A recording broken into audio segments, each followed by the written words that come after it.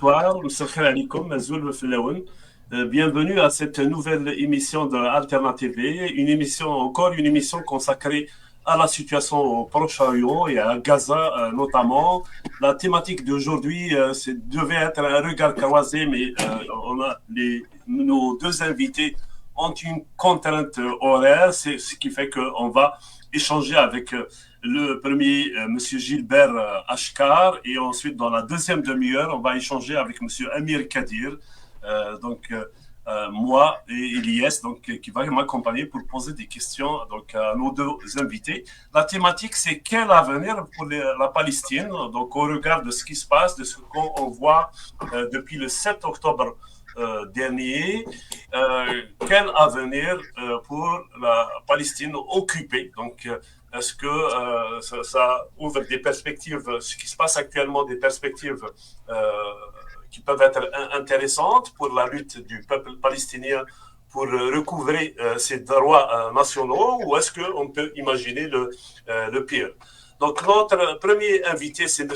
Gilbert Ashkar, chercheur libanais et écrivain. Depuis 2007, il est professeur à la School of Oriental and African Studies de l'Université de Londres. Il donne des cours sur les questions de développement et de relations internationales. Avant ça, il a été professeur des sciences politiques et de relations internationales à l'Université de Paris 8. Il est ensuite parti en Allemagne pour poursuivre son travail au Centre Marc Bloch de Berlin. Il contribue régulièrement au monde diplomatique, à ZNet, mais aussi aux revues du secrétariat de la 4e internationale, donc les revues Imprecor connues dans les milieux militants, et l'International Viewpoint. Il est membre également de l'Institut international de recherche et d'éducation. Monsieur Gilbert Ashkar a participé à l'élaboration d'un ouvrage intéressant sur la politique étrangère des États-Unis avec l'intellectuel américain Noam Chomsky. Il est lui-même auteur de nombreux ouvrages, vous pouvez consulter sa page sur Wikipédia. Donc il y a référence à plusieurs ouvrages qu'il a écrits. Je peux citer par exemple la nouvelle guerre froide, le monde après le Kosovo, les Arabes et la Shoah, la guerre israélo-arabe des récits, marxisme, orientalisme et cosmopolitisme, symptômes morbides, la rechute du soulèvement arabe plus récent, et un ouvrage consacré à l'intellectuel et au militant Ernest Mondel, militant belge, The Legacy of Ernest Mondel. Merci beaucoup, Monsieur Gilbert Ashkar, d'avoir accepté l'invitation d'Alternative pour échanger avec vous sur la situation en Palestine, sur la situation à Gaza, sur la situation de façon plus générale au Proche-Orient. Je vous demanderai de premier abord, avant de passer aux questions, de nous faire une petite lecture personnelle de la situation dans cette région-là, notamment depuis le 7 octobre, en quelques minutes, et puis on vous posera, Elias et moi, des questions. Allez-y. Oui, merci, bonsoir. Et puis, je crois qu'on peut se passer du monsieur, hein. Ouais. Et également, enfin bon, la page Wikipédia, moi, je n'y suis pour rien, donc c'est pas moi qui l'ai rédigée. Il y a quelques erreurs et c'est quand même assez vieux. Je préfère que l'on renvoie mon site web, hein, qui est gilbert-ashkar.net. Et bon, là, on trouvera la liste de mes ouvrages et mes écrits les plus récents, en tout cas. Voilà. Alors bon, résumer en quelques minutes la situation dans une région aussi complexe et où la situation est tellement tendue depuis si longtemps, c'est une gageure, hein, mais bon, si l'on veut se limiter au conflit israélo-palestinien, israélo-arabe, bon, je dirais que cela fait longtemps que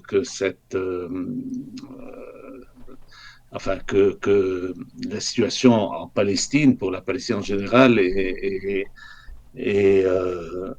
est dans une impasse depuis, ça fait très longtemps. Bon, on se rappelle, d'ailleurs, ça a été célébré récemment, l'anniversaire des accords d'Oslo de 1993.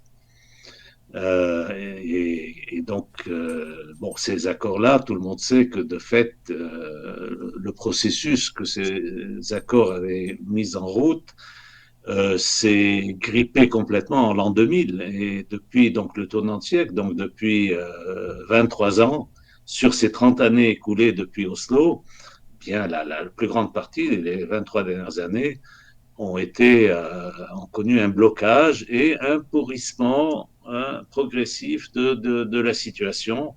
Bon, avec des hauts et des bas, mais ce pourrissement, il est dû essentiellement la dérive vers l'extrême droite de la société israélienne, qui bon, s'est traduite par le dernier gouvernement formé à la fin de l'année dernière avec Netanyahou de retour aux commandes et un cabinet considéré comme le plus à droite de l'histoire d'Israël. Et bon, c'est une histoire qui n'arrête pas de produire des gouvernements que l'on qualifie de plus à droite de l'histoire. Donc c'est dire à quel point ça continue à aller de plus en plus à droite. Un gouvernement avec le gouvernement actuel qui comporte des ministres que même un historien de la Shoah, donc ce qu'on appelle l'Holocauste en anglais, mais bon, en France, on utilise plutôt le terme hébreu Shoah. Et un historien israélien de la Shoah a appelé néo-nazi dans un grand journal israélien, à Haaretz. Bon, alors, c'est dire à quel point on est face à un gouvernement d'extrême droite, euh, probablement le gouvernement le plus à droite des pays du camp occidental, enfin du camp des pays alliés des États-Unis. Et donc, cela face à une autorité palestinienne en Cisjordanie qui est très discréditée, parce que cette autorité palestinienne eh bien, est prisonnière comment dire, des conditions créées par Oslo qui font que, de fait, c'est une sorte de gouvernement sous contrôle israélien, hein, de quasi-gouvernement, parce que ce n'est pas entièrement un gouvernement, mais enfin bon, il y a un gouvernement en place dans cette autorité palestinienne et qui dépend très étroitement de la volonté d'Israël, tandis qu'Israël eh bien, continue, enfin le mouvement sioniste continue son expansion coloniale en Cisjordanie, avec la construction permanente de nouvelles colonies de peuplement, bon, et tout cela ne fait qu'exacerber les tensions, comme on l'a vu récemment. Il y a eu plusieurs, au cours des derniers mois, au cours des 2 dernières années, on voit une recrudescence de la tension en Cisjordanie, et y compris des phénomènes que l'on n'avait pas vus jusqu'ici, des assauts de colons sur des villages ou sur des bourgades palestiniennes que même certains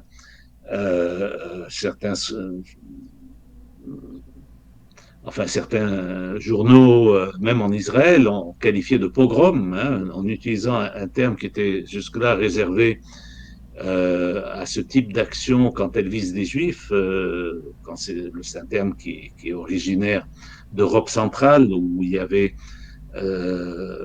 au XIXe siècle, jusqu'au début du XXe siècle, des attaques racistes comme ça contre les juifs.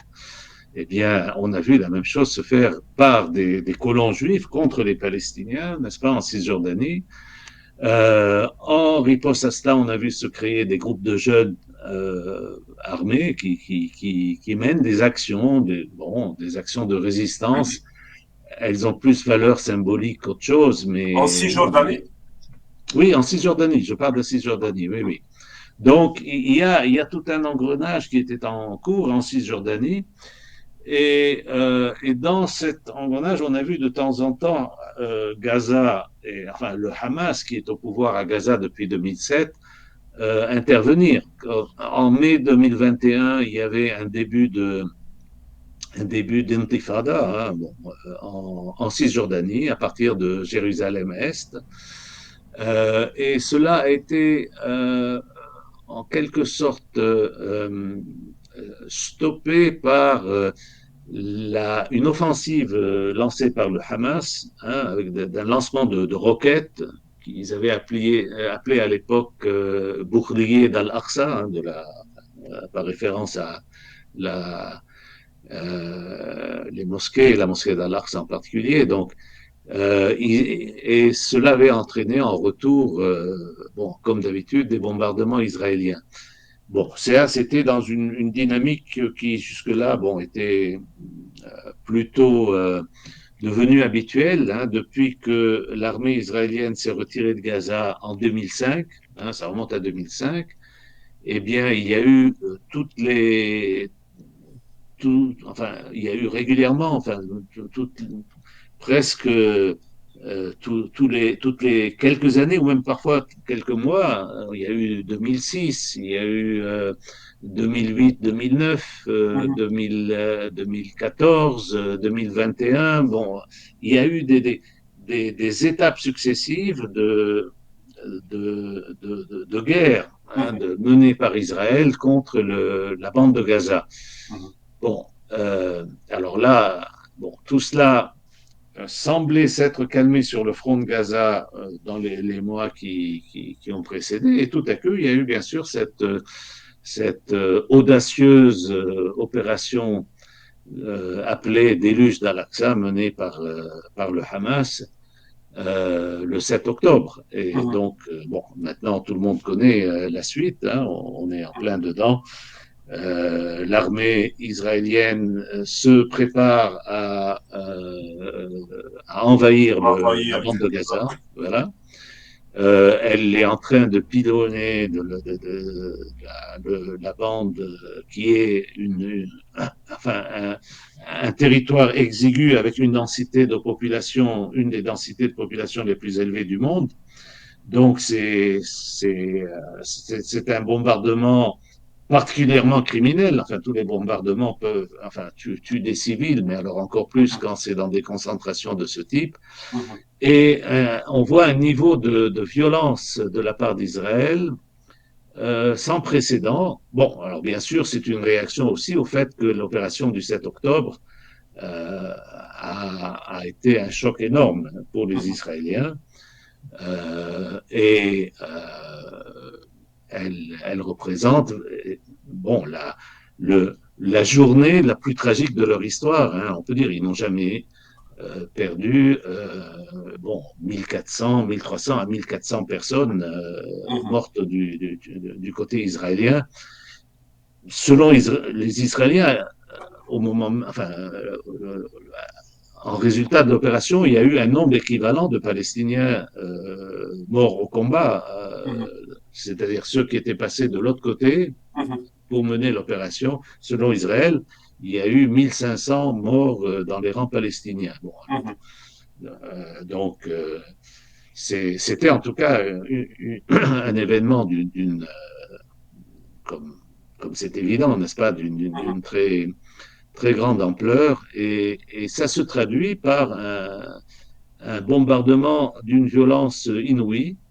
Il y a déjà plus de morts palestiniens que dans toutes les opérations précédentes, et je dirais même plus que jamais dans l'histoire palestinienne, c'est-à-dire le nombre de personnes tuées sur un nombre de jours s'est réduit jusqu'à maintenant.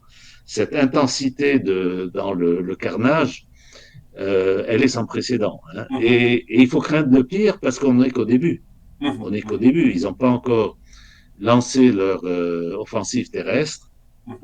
Et on peut effectivement enfin, s'attendre à un nombre beaucoup plus considérable de morts. Alors certains analystes, certains experts disent que bon, eh bien, pour pouvoir éradiquer le Hamas, puisque c'est un peu, et j'utilise là un terme qui avait été beaucoup utilisé en Algérie, bon, Oui, euh, dans pour les années pouvoir 90. éradiquer, voilà, oui, et pour pouvoir éradiquer le Hamas, certains experts disent qu'il faudrait plusieurs dizaines de milliers de morts du côté palestinien. Hein. Bon, il y aura également, bien sûr, un prix à payer par les Israéliens, mais comme ils cherchent toujours à minimiser le nombre de morts de leur côté, eh bien, ils essayent de tirer l'avantage maximum de leur force de frappe, qui est considérable et bien sûr sans commune mesure avec celle des Palestiniens. Et donc, ils sont en train d'aplatir vraiment, de bombarder jusqu'à l'aplatissement des zones urbaines entières afin de pouvoir les conquérir avec le minimum de pertes de leur côté. Bon. Voilà ce à quoi on assiste. C'est une situation extrêmement grave. Et puis bon, là, je vais vous laisser intervenir, mais Voilà. on Oui. pourra continuer sur les perspectives. Très bien. Juste quelques mots sur le 7 octobre. Vous avez parlé des bombardements israéliens donc suite à l'offensive du Hamas du 7 octobre. Le 7 octobre, parmi les 1400 dont vous parliez, victimes israéliennes, il y a beaucoup de civils. Il y a Israël, en tout cas, dans le monde entier, reprend aussi les chiffres d'Israël, comme quoi il y a des centaines de civils tués. Il y a beaucoup de choses qui ont été dites, notamment un massacre qui serait déroulé à un festival Supernova à quelques kilomètres. Peut-être il y en a. Michel Siboni, sur ce même plateau, nous disait que c'était 1,5 km de la bande de Gaza. Est-ce que c'est est-ce que c'est toléré? Est-ce que les démocrates ou les soutiens de la Palestine dans le monde entier, est-ce que il ne doit pas dénoncer aussi si ce qu'on reproche justement à ce niveau-là à Hamas est avéré, est-ce qu'on ne doit pas condamner Gilbert Achcar donc de tels actes? Oui, enfin, il faut condamner tous les massacres de personnes non armées. Mhm. Et je dirais, même au-delà des civils, hein, si on massacre des prisonniers, par exemple, des soldats faits prisonniers et des armées, les massacrer, c'est un crime. C'est un crime de guerre, selon Mhm. le droit international, selon les lois internationales.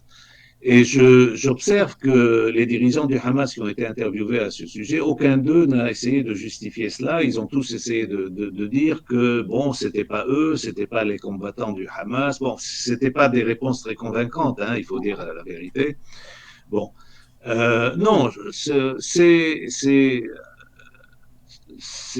bon, ce sont, enfin, des actes tout à fait répréhensibles. Mais il faut aussi tenir compte du fait que l'État d'Israël massacre sans cesse des civils palestiniens. Alors, ce n'est pas pour justifier que les Palestiniens fassent la même chose. Hein. Je crois que les opprimés doivent faire preuve de supériorité morale Mhm. face à l'oppresseur Mhm. et ne pas se placer au même niveau que Au même l'oppresseur. niveau Oui, d'atrocité. voilà, c'est-à-dire que la supériorité morale des plus faibles Mhm. compense leur faiblesse dans le rapport aux plus forts. Hein. Mhm. Mhm. Et malheureusement, ça n'a pas été le cas. C'est pas ce qu'a fait le Hamas Mhm. dans cette opération-là. Bon, donc, moi, si on me demande si les actes, certains des actes, c'est-à-dire si le fait de tuer des civils euh, est répréhensible et même terroriste, hein, puisqu'on c'est la question qu'on va vous poser, eh bien Oui, je oui. dirais oui, ce sont des actes terroristes. Je ne dis pas que le Hamas est une organisation terroriste, mais je dis que ces actes-là sont des actes terroristes, parce que je fais une distinction entre le Hamas qui gouverne la bande de, De de Gaza. Gaza et les actes que peut commettre sa branche armée. Mhm. Donc ces actes-là, ce sont des actes terroristes, mais si l'on est d'accord sur le fait que la définition du terrorisme, c'est le fait de tuer des civils et des personnes non armées, eh Mhm. bien, l'État d'Israël est terroriste à une échelle beaucoup plus grande. Mhm. Mhm. Alors, on parle beaucoup de terrorisme en Occident, mais pour moi, le terrorisme d'État est plus meurtrier que le terrorisme des groupes Mhm. non étatiques. Mhm. Hein, Très bien. et Israël pratique le terrorisme d'État à une échelle considérable. Mhm. Hein, si Mhm. on prend le nombre de Palestiniens tués au fil des ans, eh ben, il est considérablement supérieur à tout ce qu'il y a pu, enfin, à tout le nombre de victimes qu'il y a pu y avoir du côté israélien, civils et militaires combinés. Hein. Mhm. Mhm. Hein. Bon, alors, il suffit, le nombre d'enfants palestiniens qui sont tués, rien que dans ces bombardements-là où il y a déjà. Il y a 4000, il y a 4000 Palestiniens tués depuis le 7 octobre, Oui, oui. mais dont un tiers d'enfants au moins. C'est ça, c'est Bon, ça. c'est abominable, c'est Mhm. abominable. Alors bon, honnêtement, enfin, je veux dire, tu es quelqu'un avec une mitraillette ou tuer avec des bombes, Mhm. Mhm. euh, c'est c'est tuer quand même. Hein. Mhm. Mhm. Et donc, D'accord. il faut toujours, quand on parle de cela, mettre en rapport. C'est de la même façon, c'est-à-dire le 11 septembre 2001 était un acte, bon, bien sûr, un acte terroriste, Mhm. faire tomber toute une tour, Oui. deux tours à New York, tuer plusieurs milliers de personnes en un coup, c'est un acte terroriste de grande envergure. Mais combien de milliers, de centaines de milliers les États-Unis, n'est-ce pas, Mhm. de civils, hein, là je parle, Mhm. ont Mhm. tué au Vietnam, en Irak et ailleurs. Mhm. Hein, donc, bon, Très bien. On va laisser voilà. Elias poser une question aussi, Oui, parce qu'on n'a pas beaucoup de temps, donc on veut profiter au oui. maximum de vos réponses. Allez, Elias, vas-y. Merci, Rabeh. Monsieur Ashkar, au fait, les violences n'ont jamais ont rarement atteint un tel niveau d'intensité de violence dans la bande de Gaza. Siège complet, gouvernement de droite très dur, très très dur avec l'extrême droite, avec trois faucons qui gouvernent Israël, Netanyahou, Yovan Golan, ministre de la Défense, le ministre de la Sécurité nationale, Ben Gvir, un colon, pas de nourriture, coupure d'électricité, transfert massif de population gazaoui vers le sud, aucune empathie des Occidentaux pour les victimes palestiniennes. Les grandes puissances comme les États-Unis et la France n'appellent pas à un cessez-le-feu, ils appellent plutôt, ils ont qu'à la bouche le droit humanitaire, le couloir humanitaire pour acheminer les Les livres, nourritures. oui. Euh, Sisi vient d'organiser un truc pour la paix en Égypte, mais tout ça c'est pour la consommation intérieure parce il a des élections présidentielles à prévoir. Je veux dire, il y a le peuple palestinien, il est quasiment seul, je dis bien seul, moi j'assume ce que je dis. Il a le soutien de toutes les populations arabo-musulmanes et certains peuples qui comprennent la détresse de ce peuple. Est-ce qu'on peut parler d'une nouvelle Nakba, qui fait référence à la 15 1948 lors de la création d'Israël? Est-ce que le pire est à craindre dans les prochains jours ou dans les prochaines semaines?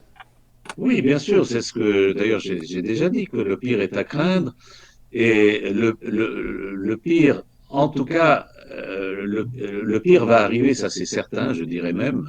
Bon, il y a une certitude, au sens qu'il y aura un carnage effroyable qui a déjà commencé. On vient de parler de chiffres de morts, de 4000 morts, bon, et ce n'est qu'un début. Donc là, il faut s'attendre vraiment à un carnage d'une ampleur tout à fait inégalée et qui va qui va se dérouler effectivement sous les yeux du monde cette fois-ci. Alors, à quel point les gouvernements occidentaux continueront sur le type d'attitude qui est aujourd'hui d'ailleurs que vous avez très bien décrite, hein, c'est une indifférence euh, enfin scandaleuse. Hein. envers le sort des Palestiniens et une solidarité sans limite et même un soutien inconditionnel pratiquement à l'État d'Israël. Hein. C'est ce qui a été exprimé par les gouvernements occidentaux, au point même d'aller projeter, n'est-ce pas, le drapeau israélien sur la Tour Eiffel, la Maison Blanche, hein, la porte de Brandebourg à Berlin, le Parlement britannique. Enfin, au moment même où, comme vous l'avez dit, où, enfin, Israël décrétait un blocus complet sur 2 300 000 personnes, hein, la population du secteur de Gaza, on leur coupe l'eau, l'électricité, les vivres, hein, le blocus intégral, il suffit d'imaginer les conséquences de cela, ne serait-ce que sur le fonctionnement des hôpitaux.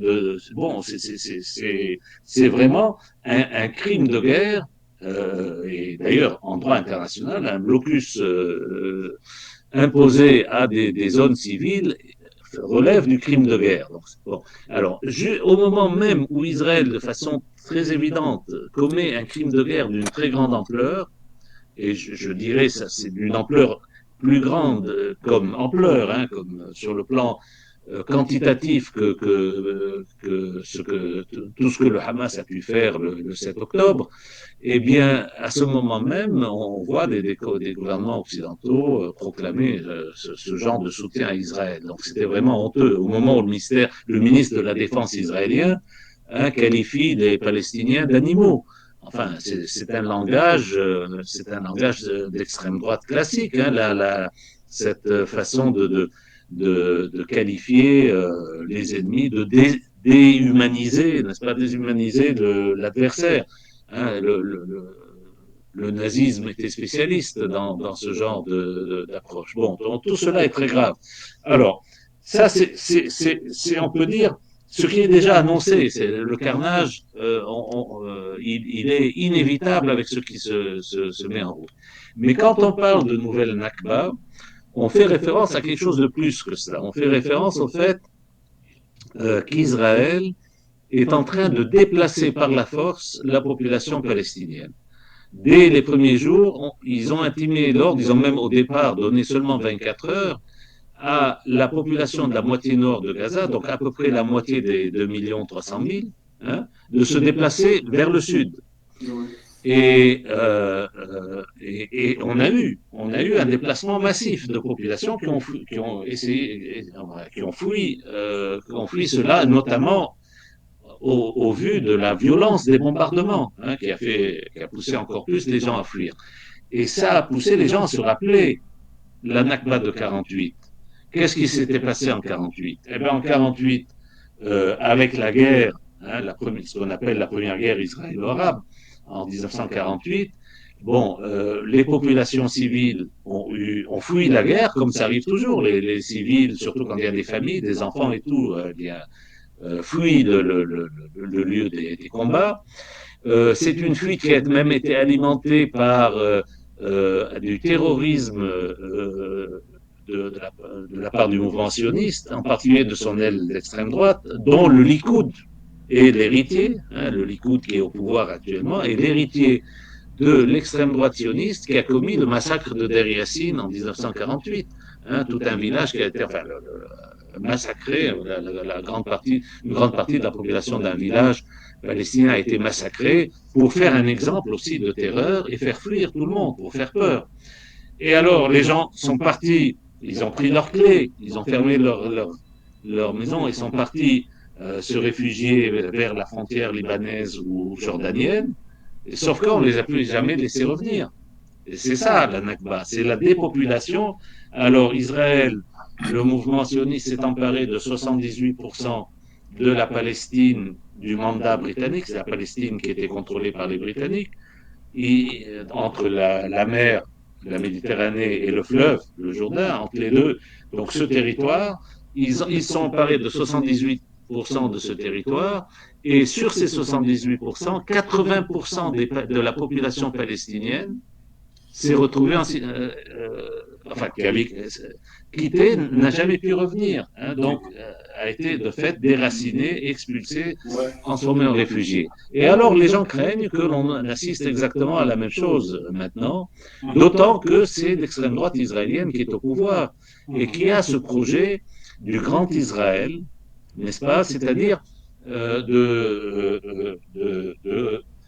s'emparer des 22% qui n'avaient pas été conquis en 48 et qui sont Gaza et la Cisjordanie. Israël les contrôle, mais Israël n'a pas encore pu annexer la Cisjordanie, à part Jérusalem-Est. Et donc, chez l'extrême droite, il y a cette volonté d'annexion de ces territoires et qui passerait aussi par l'expulsion de leur population afin de ne pas absorber cette population dans l'État d'Israël. Hein. Et donc, on a vu le gouvernement israélien essayer de convaincre l'Égypte, demander à l'Égypte d'ouvrir la frontière sud et d'accueillir la population gazaoui. Bon, l'Égypte a refusé parce que l'Égypte comprend que si ça se fait, eh bien ces gens-là ne seront jamais, au risque de ne jamais être autorisés à revenir. Et c'est ça la nouvelle Nakba. Hein. C'est ça la nouvelle Nakba. Donc, pour l'instant, vu que l'Égypte refuse, ce qui est en train de se dérouler, c'est que les Israéliens essayent en tout cas de pousser le maximum de Palestiniens vers le sud, donc pour les contenir dans une portion du territoire et avec visiblement l'intention d'occuper le reste. Si cela se déroule, on a effectivement un deuxième épisode de la Nakba. Hein, et ça sera le prélude à un troisième épisode en Cisjordanie, parce qu'il ne faut pas se tromper, mais l'extrême droite, on voit les violences contre les Palestiniens en Cisjordanie qui n'arrêtent pas d'augmenter. Donc c'est ce vers quoi l'extrême droite israélienne est en train de s'orienter. Ça, c'est le scénario de la Nakba. Les États-Unis ont peur de ce scénario-là parce qu'ils pensent que cela créerait, et à juste titre, je dirais, ils craignent que cela enflamme toute la région. Hein, bon. Et donc, ce qu'ils essayent de préconiser, c'est qu'il ne faudrait pas que l'armée israélienne réoccupe Gaza. C'est-à-dire qu'elle envahisse Gaza pour éradiquer le Hamas, mais qu'elle se retire après. C'est ce que les Américains veulent. Et qu'elle se retire pour faire quoi? Eh bien, qu'elle se retire après avoir, remis le pouvoir à Gaza à l'autorité palestinienne de Mahmoud Abbas, qui est à Ramallah maintenant, en Cisjordanie.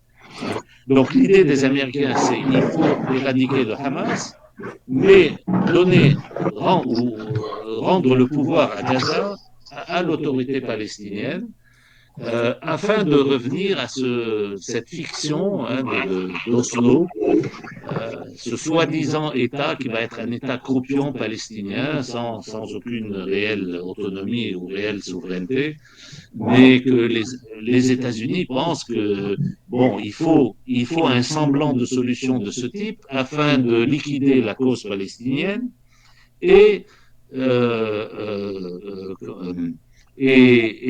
développer les relations, comme elles sont déjà en cours, entre l'État d'Israël et les États arabes. Un nombre croissant d'États arabes, comme on a pu le voir au fil des ans ces derniers temps. Merci Gilbert. J'espère que vous restez quelques minutes avec nous. On voit que M. Amir Kadir vient de nous rejoindre. Je lui ai posé, je vais présenter et puis lui poser la première question qu'il nous fasse sa lecture de ce qui se passe au Moyen-Orient. Ensuite, je reviens à vous avec une dernière question, Gilbert. D'accord.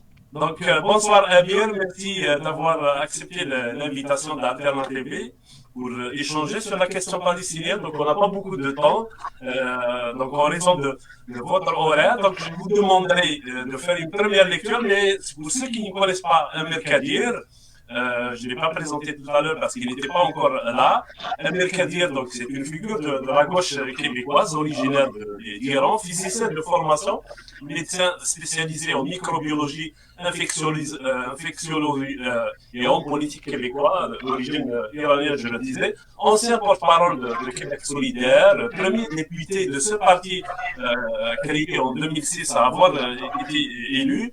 Par le passé, il s'était présenté aussi pour l'organisation des forces progressistes québécoises, mais aussi au Bloc québécois, un parti québécois fait, au Parlement fédéral canadien. Québec, donc il a été fondateur avec François David et d'autres militants en 2006 de Québec solidaire, actif donc dans la section notamment la section canadienne de médecins du monde et au sein de la coalition des médecins pour la justice sociale. Dans les années 2000, Amir Kadir a aussi été très actif sur les questions de solidarité internationale et j'imagine qu'il le reste aujourd'hui encore. Il s'est déplacé notamment en Afghanistan en 2001 et en Irak en 2003. En 2003, c'était entre autres en compagnie de Françoise David pour fournir de l'aide humanitaire, des soins médicaux, mais aussi pour critiquer donc l'attitude des forces occidentales dans ces deux pays. De 2000 à 2003, il est président du conseil d'administration de SUCO, un organisme québécois qui vise à promouvoir la solidarité. Mon cher Rabat, si tu m'avais demandé de préparer une présentation, ça aurait tenu en 3 lignes. Je ne sais pas, tu es allé chercher ça dans quel... Je t'en prie. Il a fait la même chose avec moi. Si Rabat est d'accord, je voudrais dire que le seul titre qui me compte mon intervention aujourd'hui, c'est juste un militant de solidarité internationale qui est sympathique à la cause palestinienne depuis toujours et dont une partie disons, du rôle au sein de la gauche québécoise tient dans une certaine force du mouvement de solidarité internationale au Québec qui a fait que l'appui à la cause palestinienne a été particulièrement marqué au Québec, avec un contexte aujourd'hui tout à fait différent de celui de la France où la parole pro-palestinienne, toute contestation du sionisme est maintenant en train d'être criminalisée. Donc, le seul attribut qui fait que Québec solidaire et par voie de conséquence, moi comme son porte-parole, aujourd'hui, nous nous sentons investis d'une certaine responsabilité dans l'appui à la cause palestinienne, c'est qu'au Québec, il existe des conditions pour qu'on puisse pousser le plus loin possible la solidarité et créer des précédents, créer une parole, créer un espace de solidarité et d'appui à la cause palestinienne qui puisse aussi aider nos camarades et le réseau d'appui à la cause palestinienne dans le reste du Canada. Et j'ai appris aujourd'hui même, à l'occasion d'une conférence que j'ai écoutée ce matin, que par exemple la situation aussi du mouvement BDS, boycott des investissements sanctions, est beaucoup mieux aux États-Unis que la France. Je parle de la France parce que je crois que M. Achar est plus proche de là et connaît la situation en France que je trouve absolument désolante. Je m'excuse, Rabat, de t'avoir interrompu. Maintenant, j'attends ta question. Il n'y a pas de souci. Permets-moi juste de faire un commentaire au sujet des internautes qui commentent. Je viens de voir passer un commentaire nauséabond. Donc, je rappelle juste à ceux qui nous suivent que les commentaires racistes, antisémites ou donc insultants ne sont pas tolérés sur cette plateforme, s'il vous plaît. Donc, faites attention à cela. Donc, vous risquez d'être banni simplement sur la plateforme. Donc, ma question, je te demanderai, Amir, de nous faire une première lecture que tu as commencé à le faire sur ce qui se passe au Proche-Orient. Tu as parlé donc du soutien donc, à la cause palestinienne. J'inclus une petite question. Est-ce que ça n'a pas été difficile que d'habitude pour la gauche québécoise, pour la gauche internationale, le fait que d'abord, on en a parlé tout à l'heure avec Gilbert, que ce soit le Hamas qui symbolise aujourd'hui la résistance palestinienne. Le Hamas est une organisation islamiste. C'est plus lorsque j'ai commencé à découvrir dans les années 80 la cause palestinienne, c'était le FPLP, le FDLP, des organisations de gauche qui illustrer la résistance palestinienne. Aujourd'hui, c'est le Hamas qui est le porte-flambeau. Est-ce que c'est pas aussi à ce niveau-là qu'il est difficile pour les hommes de gauche que vous, tous les deux, Amir et Gilbert, de faire face justement à la campagne en Occident? C'est vrai que c'est moins intense au Québec par rapport à la France. Là, je suis d'accord. Allez-y. Oui, c'est sûr que ça représente une difficulté. D'autant plus, par exemple, pour des personnes comme moi qui sont d'origine iranienne et nous subissons depuis 40 ans la mainmise d'un pouvoir fondamentaliste qui, en à peu près tout point, correspond à peu près à l'idéologie c'est la variante chiite de l'idéologie des frères musulmans dont s'inspire également le Hamas. Donc oui, c'est une difficulté, mais il faut vivre avec le fait qu'en territoire occupé, notamment à Gaza, de nombreux, des centaines, sinon des milliers de jeunes et de moins jeunes palestiniens qui veulent défendre la Palestine doivent passer par là. Et il faut éviter donc de laisser la manipulation du pouvoir colonial israélien, disons, nous tendre le piège qu'essaye souvent de justement... En fait, je dis essaye parce que... Mais c'est une erreur. Je pense que la plupart des médias occidentaux, même mainstream, en tout cas les journalistes qui sont à leur service, tombent carrément dans ce piège qui est la profession de foi qu'on demande à tout intervenant politique de faire au début de chaque presque intervention, de dire est-ce que le Hamas, vous êtes oui, d'accord ou non que c'est une organisation terroriste. Ce que j'ai essayé au cours de la dernière semaine, dans quelques interventions que j'ai eu à faire, de développer, c'est de dire mais c'est une question absolument pertinente, mais la question qui doit tout de suite suivre, c'est est-ce que l'autre entité étatique qui est Israël, parce que Hamas est une entité étatique, vous me demandez si c'est terroriste, je dirais que la question qui doit suivre nécessairement, c'est est-ce que l'entité israélienne est aussi terroriste? Si la réponse à la première question est positive, la réponse à la deuxième question est forcément positive aussi, mais cela ne nous avance pas, comme cela ne nous avons pas avancé depuis les 30 dernières années, et donc il faut absolument pour la gauche, au Québec comme ailleurs, je ne sais pas dans quelle mesure ceci joue en Angleterre ou en France, il nous faut contourner la question du Hamas et tout le temps ramener la question sur l'occupation israélienne. Et à date, avec les voix juives indépendantes, avec le mouvement BDS, avec les groupes de solidarité qui sont intervenus au cours de la dernière semaine, à mon avis, on a réussi à contourner jusqu'à un certain point ce piège. Et je dois dire que ma lecture, c'est que, et j'ai eu un débat même avec mon gendre il y a à peu près quelques jours là-dessus, c'est que pour ceux d'entre nous qui avons vécu les autres crises, les autres guerres qui se sont déroulées, je trouve que la couverture médiatique actuelle dans les grands médias, au Québec en tout cas, Radio-Canada, TVA, etc., est de loin meilleure que dans le passé. Moi, je m'attendais à vraiment une intoxication insoutenable, ce n'est pas le cas. Et je vois qu'il y a même un glissement, évidemment, par la force de la violence inouïe que déploie Israël sur Hamas. Actuellement, je constate un lent, je dirais, virement de l'opinion publique en faveur de la cause palestinienne. Évidemment, tout ça est relatif. Je parle en fonction de ce qui aurait pu être le cas si les acteurs avaient joué le jeu autrement. Merci Amir. Donc réponse à la même question Gilbert, et si vous devez nous quitter, peut-être nous dire comment vous voyez évoluer les choses dans les prochaines semaines et les prochains mois. Ensuite, Elias, te donner la parole pour poser la question à notre invité Amir Kadir. Enfin, j'ai déjà répondu un peu à la même question et je crois que Amir Kadir et moi avons pratiquement dit la même chose, c'est-à-dire que en reconnaissant, enfin, moi j'ai introduit une distinction et que j'invite Amir Kadir à faire entre des actes terroristes et un mouvement terroriste. Le Hamas est une organisation de masse, est une organisation qui gouverne la bande de Gaza. Donc dire que le Hamas en tant que tout est un mouvement terroriste n'est pas une définition à laquelle je souscrirai. Par contre, dire que certains actes, notamment le 7 octobre, quand il s'agit eh bien, de tuer des personnes désarmées, ce sont des actes que je réprouve, hein, que toute personne eh bien, soucieuse de la valeur de la vie humaine En fait, et du droit. je pense que vous n'avez pas bien compris. Peut-être que je l'ai mal posé aussi, ma question. Oui. Je disais, est-ce Non, que mais oui, non, est-ce non, que j'ai le compris la question. Mais Hamas soit une organisation islamiste ne vient pas justement Compliquer les choses.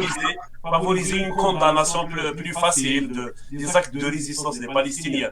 Parce que les actes non, de la vie non, moi je. civile, Enfin, le Fatah, le FPLP, oui, le FDLP, oui, par le oui, passé, mais enfin, ils en ont commis c'est aussi. vrai en Occident, c'est vrai en Occident, mais ce n'est pas vrai en général. C'est-à-dire que il y a, enfin, il faut quand même reconnaître qu'il y a une islamophobie qui n'a fait que croître dans nombre de pays occidentaux et la France en particulier. Donc, je suis content que le Québec fasse moins preuve de ce genre de choses. Mais donc, le fait que le Hamas soit un mouvement intégriste islamique facilite sa diabolisation dans les médias. Ça, c'est absolument clair. Bon, moi, ce qui me concerne, c'est pas cet aspect-là, c'est les actions du Hamas. Hein, je veux dire, les médias occidentaux s'intéressent peu à ce que fait le Hamas dans sa façon de gouverner la bande de Gaza, où il impose effectivement, enfin, ce n'est pas l'Iran, mais enfin, il y a aussi quand même pas mal de choses qu'impose le Hamas, notamment aux femmes hein, et autres. Bon, mais ça, c'est pas ce qui intéresse les médias occidentaux. Ce qui les intéresse, c'est que le Hamas est radicalement opposé à l'État d'Israël. Et ça, pour moi, bien sûr, ce n'est pas une raison pour fustiger le Hamas, loin de là. Hein, bon. Donc, non, mon problème, c'est avec le type d'action que le Hamas peut faire. Et c'est ça qui dessert la cause palestinienne. Ce n'est pas le fait que. Enfin, ce qui dessert le plus, hein, parce que quelle que soit l'idéologie, si l'action était une action de type mouvement de masse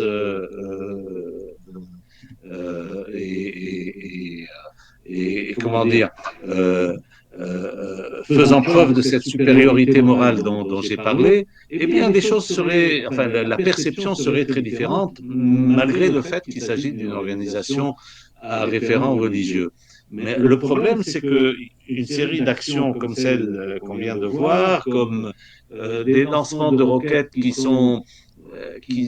me semble parfois ne pas être rationnel parce que, comme en mai 21, prendre l'initiative de lancer des roquettes sur Israël, quel sens ça a quand on sait qu'Israël va saisir le prétexte pour bombarder violemment et tuer beaucoup plus de gens. À chaque fois, c'est la même chose.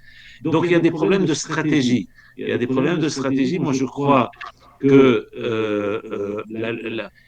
vu le rapport de force militaire, vu la supériorité écrasante de l'État d'Israël et vu donc la configuration du terrain, ce n'est pas l'Algérie, ce n'est pas une minorité d'Européens au sein d'une grande majorité ou d'ailleurs l'Afrique du Sud, ce n'est pas non plus cela. Donc c'est une situation très différente qui fait que eh bien, ce n'est pas dans l'intérêt, à mon sens, pour la lutte palestinienne de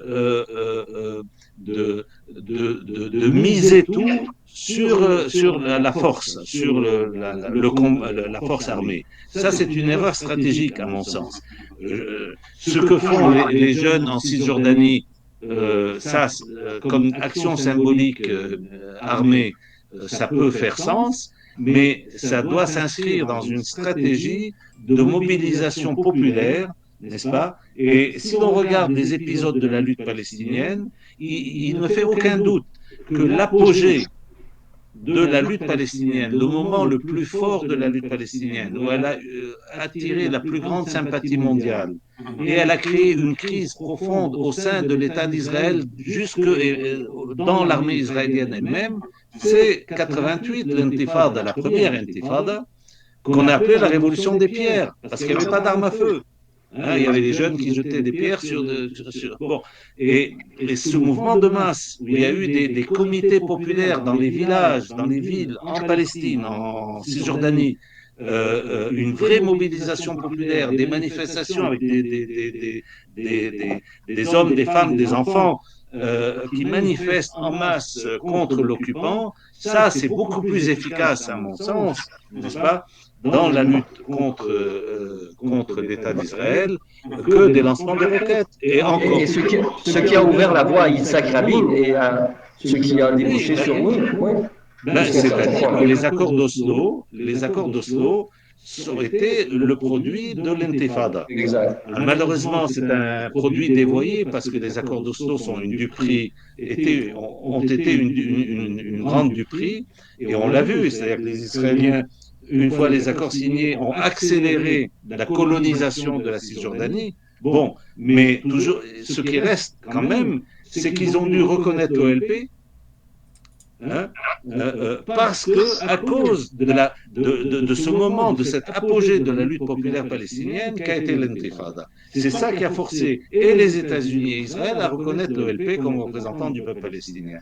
Donc, c'est ça que je me place sur un plan stratégique, et c'est là mon désaccord premier avec une action comme le Hamas, beaucoup plus que... Bon, après, évidemment, en tant que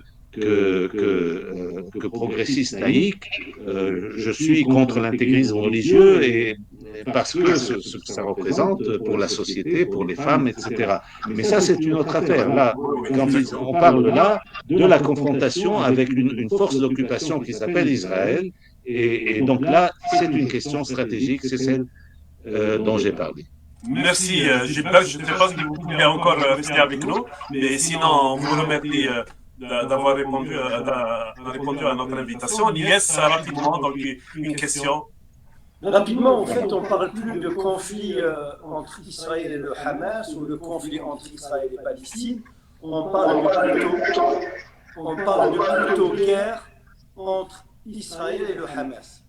Est-ce que la question, le Hamas en lançant des roquettes et en montant une telle opération qui a surpris le monde, est-ce qu'ils ne s'attendaient pas à un coup de foudre, une riposte dure et énorme d'Israël? Est-ce qu'il n'est pas responsable quelque part d'avoir déverrouillé l'éthique, le code d'éthique d'une armée? Parce que l'armée d'Israël, quand elle bombarde de la sorte, c'est inhumain. Quand on lance des bombes massivement sur une population en délimitant le périmètre de 1,1 million d'habitants, forcément on s'attend à des pertes civiles terribles. On s'attend à quasiment un tiers d'enfants en péri durant cette guerre. Est-ce que la question, est-ce que le Hamas n'a pas donné la clé à une armée qui a perdu le sens de l'éthique finalement? Quand on parle de la sorte, l'armée, elle perd le sens de l'éthique. Elle ne lui a pas donné les clés pour riposter de la manière. Est-ce qu'il n'est pas responsable quelque part? Parce que, certes, il symbolise une résistance. Est-ce qu'il fallait qu'il pousse une opération à tel point pour s'attendre à une riposte, à une réplique terrible? Voilà. Merci, Elias. Amir. Mais moi, je pense que la chute morale de la société israélienne, ça fait longtemps que ça a commencé. Une puissance occupante, occupant un territoire qui ne lui appartient pas, qu'il a pris de force depuis 75 ans, forcément, ça a des conséquences sur toute la société. J'essayais de chercher, pendant que vous me posiez la question, le nom de l'auteur du livre. C'est le professeur. Non, je faisais référence à un autre livre. Le livre le titre du livre, c'est Israël contre les Juifs, qui dépeint un processus de déshumanisation de l'armée israélienne qui a commencé depuis longtemps déjà. Lorsqu'on sait qu'est-ce qui se pratique quotidiennement. Vraiment quotidiennement, il suffit de suivre de temps en temps, chaque semaine, Haaretz en Israël. Comment? Sylvain Sibel. Voilà, exact. Ancien d'ailleurs rédacteur en chef de Le Monde, qui fait maintenant partie, je crois, de l'Institut de recherche sur le Moyen-Orient et sur la Méditerranée. Donc, on comprend que l'armée israélienne n'avait pas vraiment besoin de cette action du Hamas pour se déshumaniser. Par contre, vous avez raison que le Hamas a agi, puis ça maintenant tout le monde le reconnaît, un peu comme source de prétexte pour le Likoud, qui a largement contribué à sa montée en puissance. On connaît tous l'histoire de ce général de brigade de l'armée israélienne qui, à la fin, au milieu des années 80, était chargé par l'armée israélienne et par la Mossad de convoyer le financement pour aider le Hamas, pour prendre le contre-pied de l'OLP, pour déconsidérer donc les courants progressistes et démocratiques, d'autant plus que, comme le professeur Ashkar l'a mentionné, le mouvement populaire en Palestine avait réussi à isoler et à forcer la main à Israël sur la scène internationale avec le premier intifada. D'où le rôle qu'a joué Hamas comme pourvoyeur de prétextes pour que la droite de plus en plus puissante au sein du pouvoir israélien puisse prétexter le refus du Hamas de négocier, etc., pour bloquer toute possibilité de paix, parce que dans le fond, les nationalistes de droite, maintenant depuis 30 ans en alliance stratégique avec les ultra-religieux, ont comme projet politique un peu messianisé de contrôler tout le territoire. Donc il n'était pas question de faire une concession, c'est pour ça qu'il a fallu abattre Yitzhak Rabin. Aucune concession territoriale, mais pour le justifier aux yeux du monde, devant l'intifada, devant la normalisation du rôle de l'OLP à l'échelle internationale, ce n'était plus possible de mener ce jeu en l'absence du Hamas. Donc le Hamas a permis au cours de ces 30 dernières années de son existence, et la documentation maintenant est abondante, je le répète, sur le soutien permis au Hamas directement du Qatar ou indirectement de d'autres sources, grâce à une politique très réfléchie et délibérée de la droite israélienne. Ce jeu de chat et de la souris a permis à Israël de bloquer toute issue, à toute perspective de paix et donc à toute concession territoriale, et c'est ça qui est le malheur. Évidemment, ceci dit, je suis d'accord avec le professeur Ashkar, bien sûr, on ne peut pas, de la même manière qu'on ne traite pas, enfin, ma formulation était justement pour montrer le caractère insensé de cette injonction à traiter le Hamas de terroriste. S'il faut qu'on traite le Hamas de terroriste, mais après, tout de suite après, il faut traiter tout l'État d'Israël de terroriste. Alors, on ne peut pas faire ça. Et de toute façon, ça ne mène à rien, c'est une voie sans issue. Mais ceci étant dit, il faut quand même reconnaître le meilleur est pour le pire. Le Hamas, bien que ce soit par confiscation et à ses propres fins, qui n'ont rien à voir à mon avis. Comme en Iran, le pouvoir actuel n'a pas à cœur le sort de l'Iran et de son peuple, mais à cœur l'idéologie islamiste, le Ummah. C'est la même chose pour le Hamas. La Palestine n'intéresse pas le Hamas. Ce n'est pas le peuple palestinien qui intéresse le Hamas. Ce qui intéresse le Hamas, c'est Al-Quds. C'est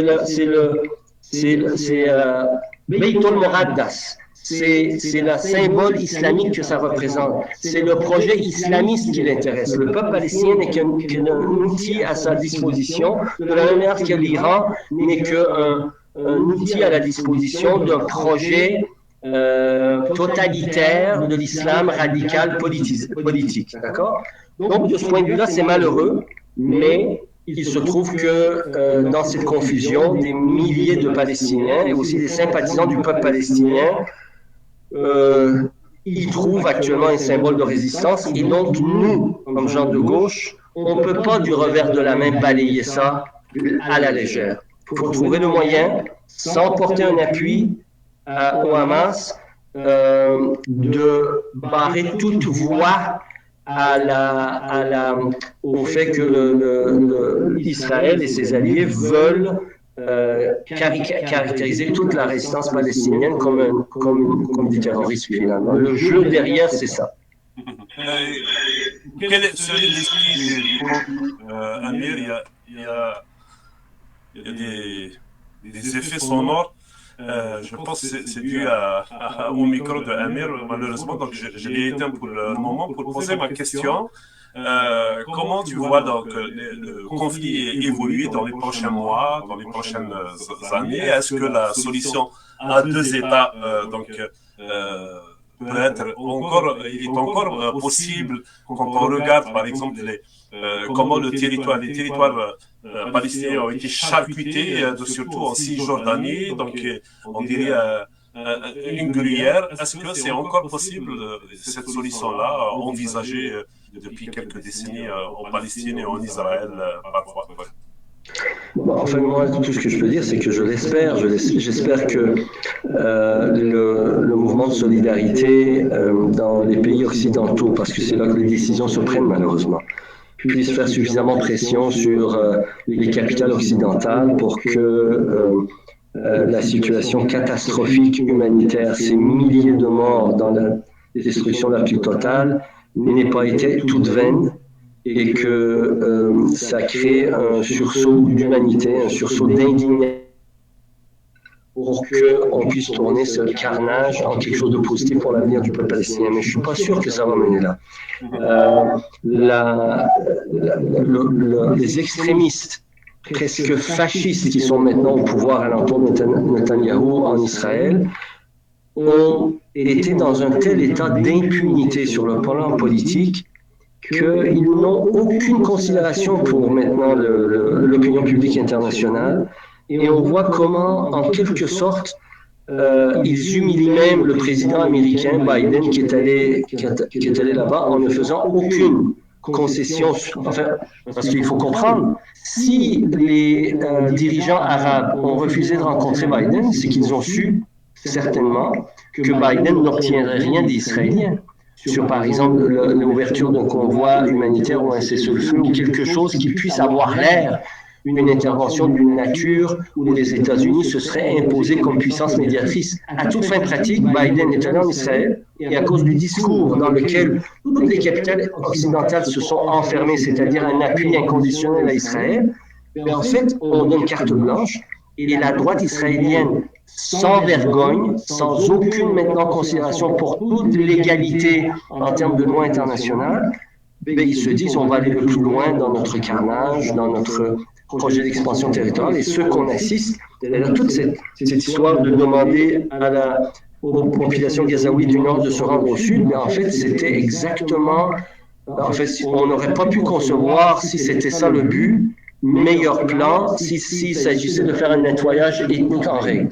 On fait peur à la population, exactement comme à l'époque de Der Yassin. On bombarde, on fait peur, puis on dit si vous ne voulez pas périr par les bombardements, mais vous sortez de là. C'est ce qu'ils ont, c'est l'injonction qui a été donnée. Je l'imagine, en voulant forcer la main à l'Égypte d'ouvrir les frontières pour qu'une partie de la population terrifiée par tout ça accepte l'exode. Et cet exode, ça veut dire que ça va faciliter la conquête territoriale à laquelle veut donner Israël. Merci Amir. Je vais prendre 30 secondes. Donc une dernière question de Lies et ensuite on vous libère. Une dernière question. Alors, 30 secondes Lies, s'il te plaît. Merci, je t'en prie. Ok, alors. Enfin, juste une question. Je pose une question d'ordre politique. Pourquoi l'autorité palestinienne et le Hamas, je dis peut-être, pourquoi, après ce qui s'est passé dans la bande de Gaza, ne forme pas un gouvernement d'union nationale? Pourquoi Mahmoud Abbas, c'est-à-dire, il faut qu'il fasse les élections et ils se mettent ensemble pour peser, parce que vous avez la Cisjordanie d'un côté, vous avez la bande de Gaza de l'autre côté, et vous avez les pays arabes complètement qui essayent un petit peu d'appuyer soit l'autre, soit là. Vous avez l'Iran qui appuie le Hamas, vous avez l'Égypte et la Jordanie qui appuient la Cisjordanie, Mahmoud Abbas. Mais qu'on soit solidaire ou pas avec la Palestine, mais la Palestine, elle cherche à se libérer, à récupérer ses droits. Pourquoi il n'y a pas de solution politique entre eux déjà? C'est ça la question. Merci Lies.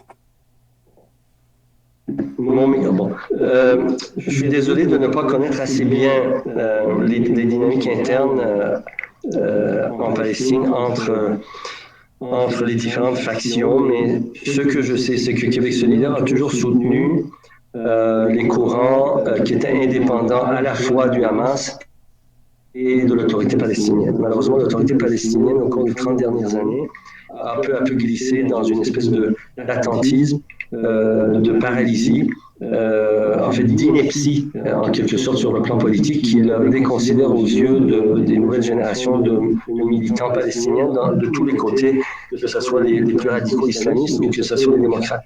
Donc, il y a un fort courant maintenant indépendant à l'entour de personnalités comme Mostafa Barghouti, qui représente la société civile. D'ailleurs, c'est ce courant-là qui ont orchestré et structuré depuis une vingtaine d'années tout le mouvement BDS qui a pris naissance en Occident.